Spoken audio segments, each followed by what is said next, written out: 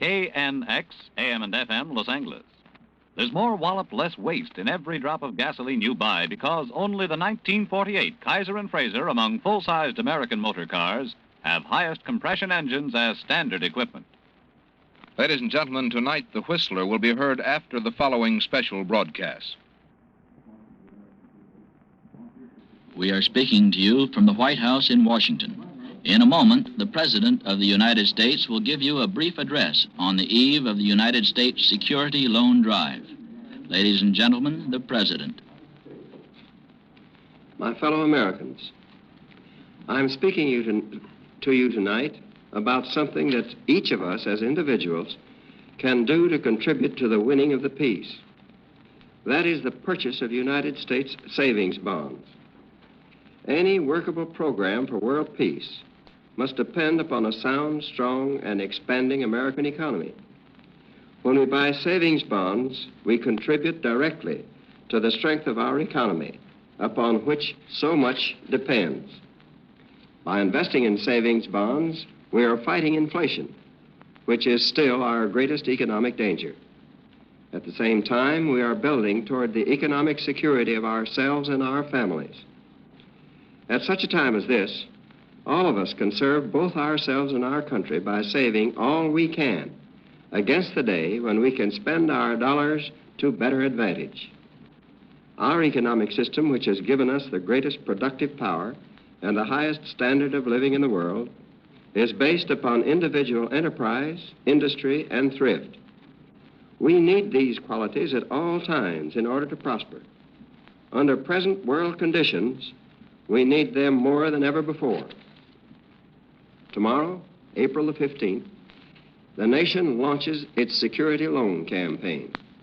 As your president, I ask each of you to back the security loan to the limit by buying extra savings bonds, by signing up for payroll savings plans where you work, or the bond a month plan where you bank, and by volunteering to help sell bonds to others. This is the most important campaign for the United States savings bonds we have had since 1945. It calls for everything we can put into it. It calls for volunteer work in every community, freely and patriotically given. It requires enough volunteers to talk to every American where he works or where he lives. The experience of all the war loan drives has proved that if Americans who can buy bonds are asked personally to buy them and told the personal and national reasons for buying them, the goal will be reached. Last Thursday, the city of Sandusky in Erie County, Ohio, began a week's campaign to sell their share of the security loan bonds in advance of the national campaign.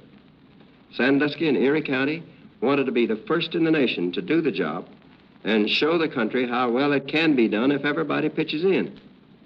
Volunteers set out to visit every factory, office, farm, and home in Erie County. The newspapers and radio stations, and every civic, fraternal, veterans, women's, and farm organization backed them up.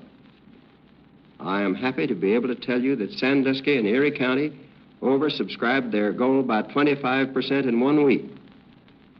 What Sandusky and Erie County have done in 1 week, every community and county in the United States can do, beginning tomorrow. How well you do the job in your community will depend upon the number and the spirit of the volunteers who tackle it. This is a call to the Minutemen and women to rally again to build up the defenses of our national economy. For, as the slogan of the security loan puts it, America's security is your security. This campaign presents to us a responsibility and an opportunity. Every dollar that a family puts into savings bonds now will be a dollar building for the family's security. It will be a dollar fighting against inflation and high prices. It will be a dollar working to win the peace. You have just heard the President of the United States, Harry S. Truman, speaking in connection with the United States Security Loan Drive, which opens tomorrow. The President spoke from the White House in Washington. This is CBS, the Columbia Broadcasting System. KNX, AM and FM, Los Angeles. A KNX reminder, veteran, can you make the grade you held on discharge from the service? The Army has openings up to tech sergeant just for you. If you've still got what it takes, come on down to your Army recruiting office and see about enlisting in your old grade tomorrow.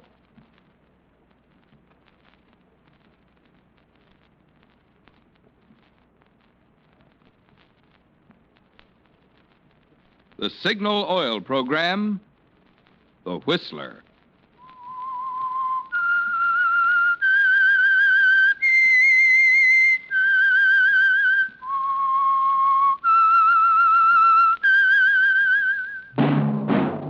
That whistle is your signal for the Signal Oil Program, The Whistler.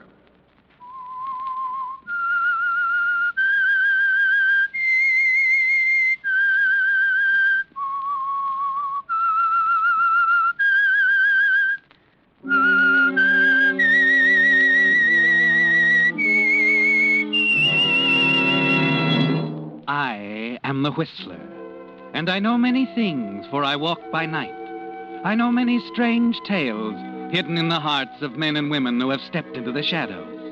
Yes, I know the nameless terrors of which they dare not speak. Yes, friends, it's time for the Signal Oil Program, The Whistler, rated tops in popularity for a longer period of time than any other West Coast program in radio history. And Signal gasoline is tops, too. And now the Whistler's strange story, Till Death Do Us Part.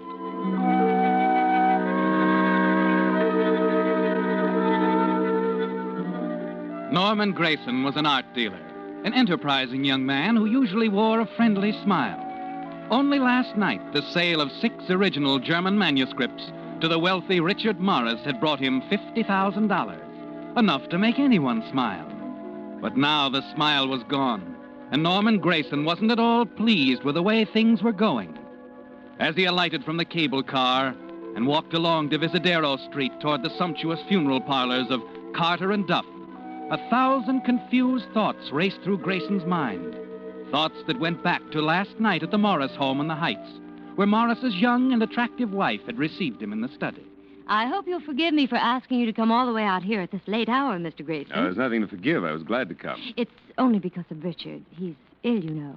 His heart. Yes, so I understand. Oh, but he'll be up and around very soon. Richard's like that. Bounces right back. Glad to hear that. The manuscripts, Mr. Grayson, that's all he's been talking about the past few days. He's determined to add them to his collection. I do hope the price will be right. 35,000, Mrs. Morris. 35,000. Mm-hmm. I see. Well, perhaps I shouldn't say this, Mr. Grayson. I don't suppose it's good business. What's that, Mrs. Norris? 35,000. It's really a bargain. Oh, you think so? I know so.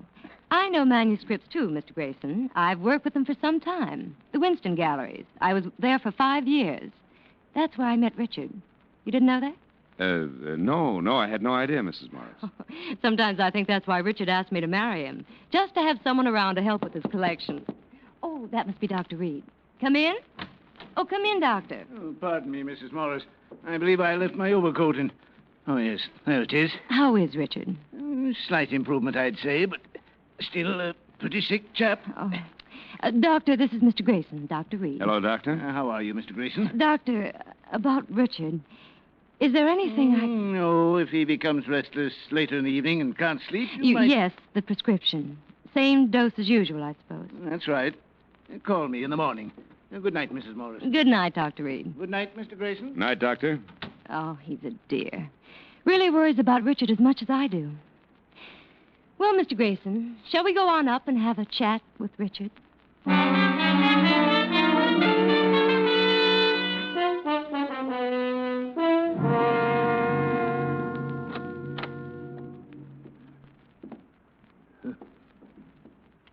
Richard.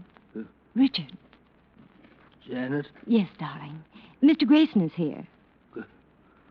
Grayson? The gentleman with the manuscripts. The German manuscripts for your collection. Oh, yes.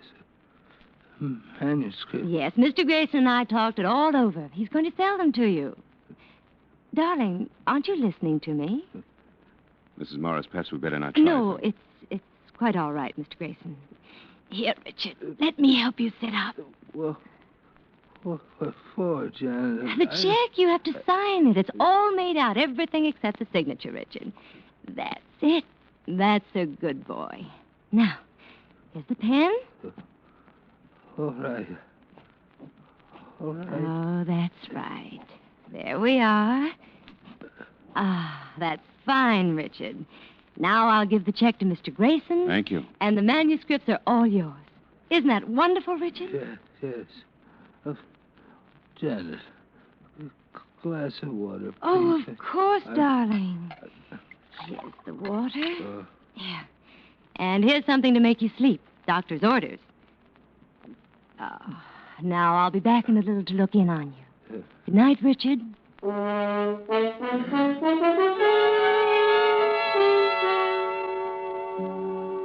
You didn't know quite what to make of it, did you, Norman? You were puzzled about Mrs. Morris and the way she rushed the sale. And then the check. That puzzled you even more. Downstairs, as you walked towards the front entrance with Mrs. Morris. Mrs. Morris, the price I gave you on the manuscript was $35,000, but this check is for... $50,000. Yes. That was the sum my husband intended to pay. We feel it's no more than right. We still consider it a bargain. Thank you, Mrs. Morris. Of course, I won't refuse it. Good. You must drop around to see us soon. Perhaps we can have dinner when Richard's up and around again. Oh, thanks, Mrs. Morris, but I'm flying to New York at the end of the week, and I... Oh, dear. I had hoped we could see more of each other. We have so much to talk about. Well, I'm not leaving until Friday. Dinner tomorrow night, then? Sounds wonderful. We'll have cocktails at 6. I couldn't think of a better time. Love to have you, Mr. Grayson. Norman, isn't it? That's right. I'm Janet. See you tomorrow evening, then. Tomorrow evening it is. Janet?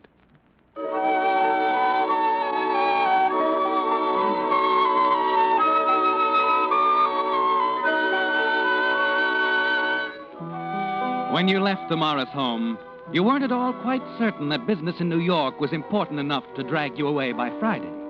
You could put that off for a while yet, as long as there was someone as attractive and as interesting as Janet Morris in San Francisco. No, business in New York could wait. Early the next morning, you cashed the $50,000 check, then spent the rest of the day roaming around town. Later that afternoon, when you returned to your hotel... Oh, Mr. Grayson, someone's been calling you all afternoon. Wouldn't leave a message. Oh? A young lady. No message, huh? No, sir. Here's your key. Oh, thanks. Oh, by the way, Mr. Grayson, you've seen the papers, I suppose. Papers? Yes, the gentleman you were asking me about several weeks ago, Mr. Morris. Morris? What about him? Oh, you didn't know. He died this morning. Heart attack.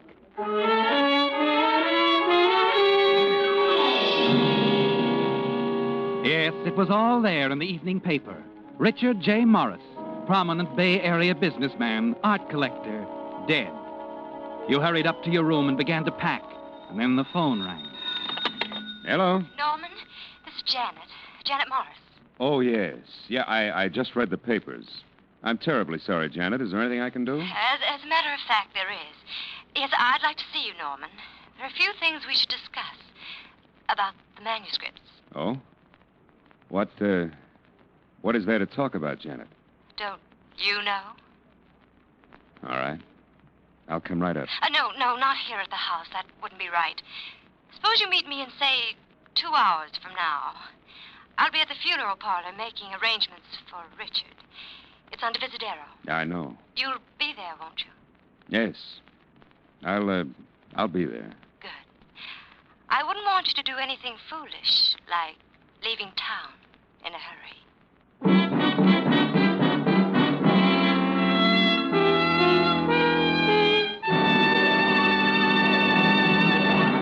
With the prologue of Till Death Do Us Part, the Signal Oil Company is bringing you another strange story by The Whistler.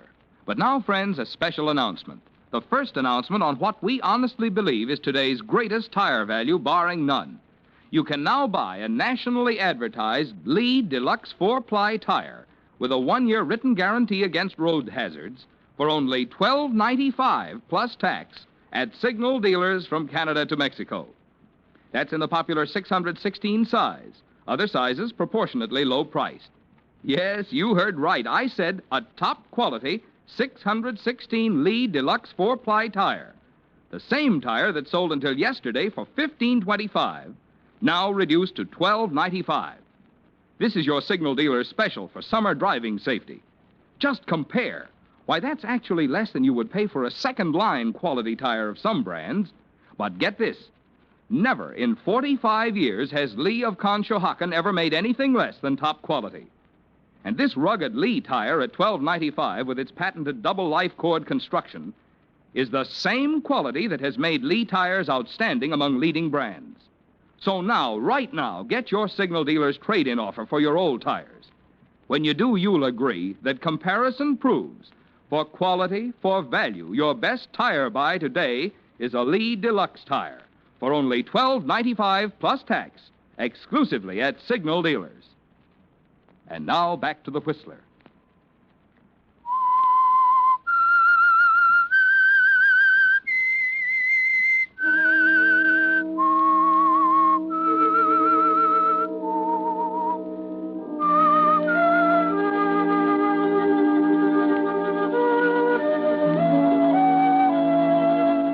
Yes, it had been a profitable business deal, hadn't it, Norman? Selling the 6 original German manuscripts to Richard Morris. But less than 18 hours after he signed a check to you for $50,000, Richard Morris is dead of a heart attack. And now his widow, the young, attractive Janet Morris, summoned you to see her, and of all places, at a funeral home. When you reach the funeral home, a slender, solemn-faced young man leads you down a long, thickly carpeted corridor toward the rear of the building into a private waiting room. The door closes softly behind you, and you're alone with Janet. Oh, Norman. I'm sorry, Janet. Oh, it's so awful. I just can't believe it. Poor Richard. And to think I let you swindle him out of $50,000. Look, Janet, Please don't bother to deny it. The manuscripts are forgeries. I know. You knew it all the time. Yes. Did he? Of course not. At first he wanted me to take him to Mansfield for appraisal. Mansfield?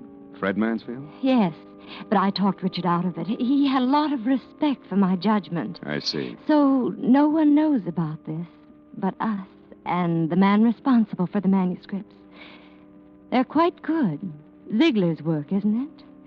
I understand he's back in this country. I told you yesterday I knew manuscripts. Had to be Ziegler or Klein.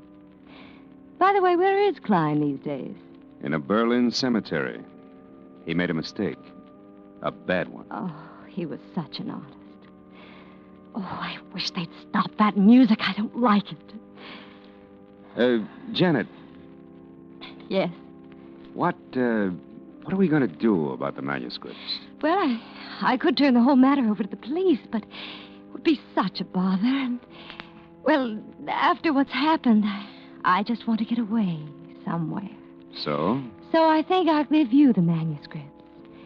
That is, I'll sell them back to you, Norman. For $50,000? Yes. You wouldn't consider the original price, $35,000. Oh, no, Richard wouldn't like that. I'm afraid I'll have to insist on $50,000. Are you in the market, Norman? I'll have to think it over. Well, all right. Janet. Yes? You know, I can't figure you out. Oh? I mean about the money. Morris must have left you a fortune. Why should you worry about $50,000? The $50,000 is very important. You see, there's a catch to the fortune. It's tied up in trust. I'm to get only $800 a month. Oh, that's awfully tough, isn't it? It is, when one is used to the things I am. Richard planned it that way. My own good, you know. Wasn't that thoughtful of him? Yeah. So when I came along, you saw your chance to grab off a little pin money, huh? Money that he'd never know you had. That's why you upped the ante from $35,000 to $50,000 on that check. Yes. Wasn't that thoughtful of me? You knew it was coming back to Baby. Smart. Very smart. Norman, people will be arriving soon. I'm afraid I can't talk to you anymore. I'll give you till tomorrow night to think it over. It's nice of you. 8 o'clock. The house. And Norman... Yeah? Don't forget to bring the money. I'll tie a string around my finger.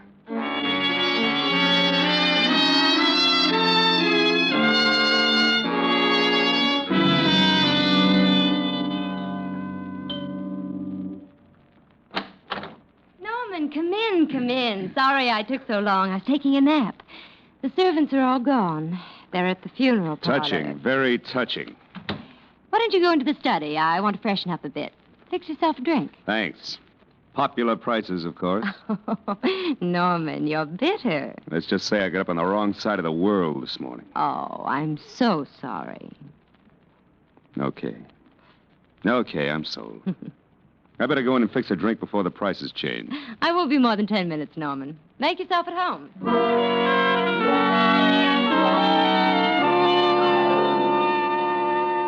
You stand in the hallway, listening to Janet's footsteps overhead. Then a door closes. Silently, you slip up the stairs, past Janet's room to the far end of the corridor. If only you can get your hands on the manuscripts. A moment later, you step into Richard's room, quickly cross to the desk by the window and begin your search. Minutes pass. Frantically, you continue to look for the manuscripts. You glance at your watch. Janet will be going back downstairs any minute. You need time, Norman, more time. The manuscripts are in the house somewhere. And then your eyes fall on the nightstand next to the empty bed. The nightstand. And the half-dozen bottles of medicine. You pick up the small blue bottle. You remember this one, don't you? Sleeping tablets. You stick them in your pocket. In less than a minute, you're back in the study downstairs.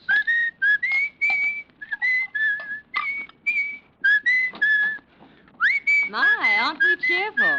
Why not? I may even go into a soft shoe routine. Want to see it? Later, perhaps. Oh, you fixed me a drink. How nice. Here you are, sweetheart. Thank you. To us, Norman. Yeah, to us. You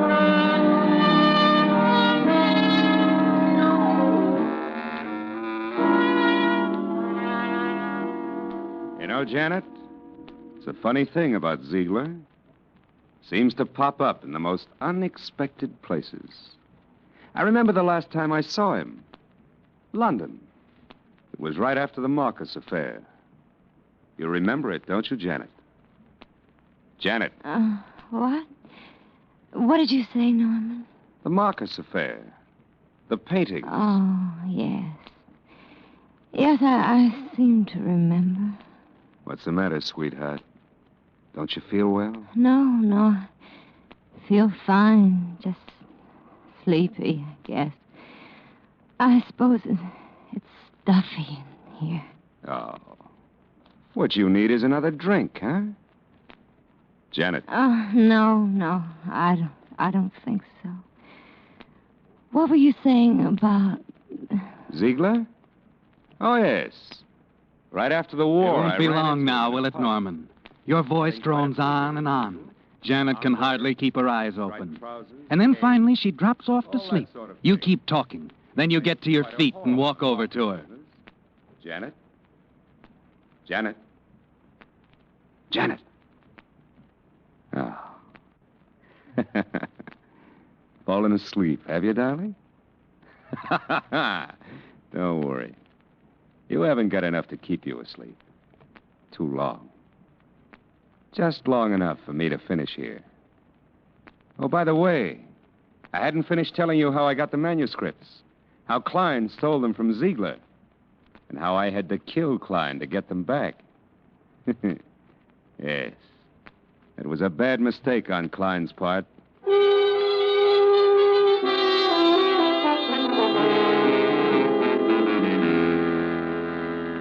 You haven't much time now, Norman.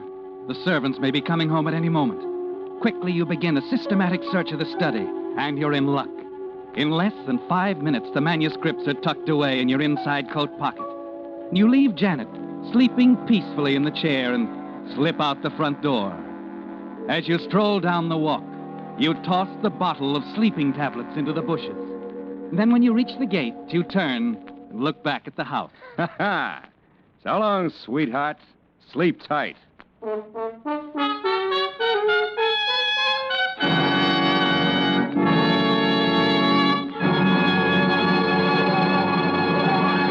The Whistler will return in just a moment with a strange ending to tonight's story. Meantime, since this is spring, the season when a young man's thoughts turn to love, and also to oil changes if he has a car, I'd like to say a word tonight on both subjects. Love, that is, and oil changes. If you really love your car and want to keep it young, happy, and purring with contentment, make this spring's oil change a change for the better. In short, make it a change to that new type Signal lubricant that's your guarantee of a sweeter running motor. Signal Premium Compounded Motor Oil. You see, because it combines 100% pure paraffin base with protective compounds, Signal Premium does much more than just lubricate. In fact, tests prove Signal Premium Compounded Motor Oil reduces cylinder wear 1/3 and keeps motor 6 times cleaner than today's finest regular oils. So remember, if you want a sweeter running motor, if you want to keep wear down and performance up, the oil to change to this spring is Signal Premium Compounded Motor Oil. And now, back to the Whistler.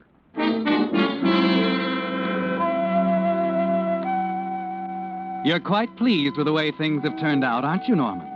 The money you received from Richard Morris is tucked away in a San Francisco bank. The manuscripts are in the mail for New York. And in a matter of hours now, you'll be on the plane heading east. And you're not too worried about Janet, what she'll do. You've just outsmarted her, that's all. She won't do a thing. She'll take her beating like a good little girl, perhaps look around for another sucker. Then an hour before your plane time, you're about to leave the hotel when there's a knock on the door. Yes? Lieutenant Benson, San Francisco Police. You're Grayson? Yes. What is... Can I come in? Thanks. Leaving town, Mr. Grayson? Yes? Mm-hmm. You had some sort of a business deal with a gentleman named Richard Morris a couple of days ago, didn't you? Did I? An art dealer named Mansfield dropped over to have a little chat with us yesterday. Seems Morris had asked him to check on some German manuscripts you had for sale. So? The manuscripts were forgeries, according to Mansfield.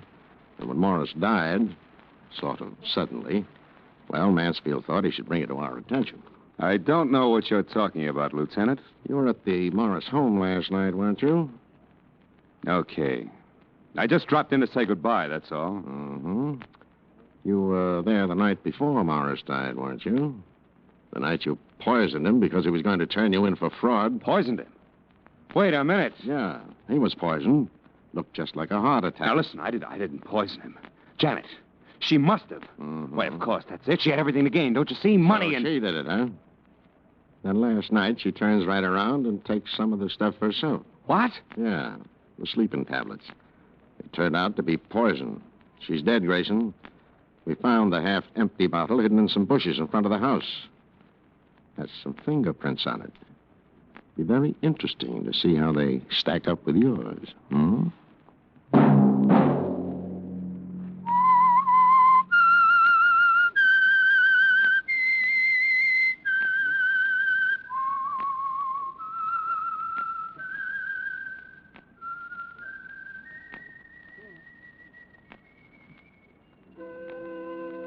Let that whistle be your signal for the Signal Oil program, The Whistler, each Wednesday night at this same time. Brought to you by the Signal Oil Company, marketers of Signal gasoline and motor oil, and fine quality automotive accessories.